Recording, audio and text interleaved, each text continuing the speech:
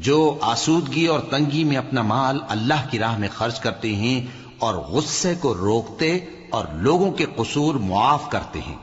اور اللہ نیکوکاروں کو دوست رکھتا ہے۔ اور وہ کہ جب کوئی کھلا گناہ یا اپنے حق میں کوئی اور برائی کر بیٹھتے ہیں تو اللہ کو یاد کرتے اور اپنے گناہوں کی بخشش مانگتے ہیں، اور اللہ کے سوا گناہ بخش بھی کون سکتا ہے، اور جان بوجھ کر اپنے افعال پر اڑے نہیں رہتے۔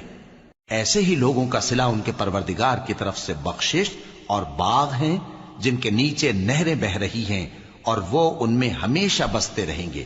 اور اچھے کام کرنے والوں کا بدلہ بہت اچھا ہے۔ تم لوگوں سے پہلے بھی بہت سے واقعات گزر چکے ہیں، تو تم زمین میں سیر کر کے دیکھ لو کہ جھٹلانے والوں کا کیسا انجام ہوا۔ یہ قرآن لوگوں کے لیے صاف پیغام اور اہل تقوی کے لیے ہدایت اور نصیحت ہے، اور بددل نہ ہونا اور نہ غم کرنا۔ اگر تم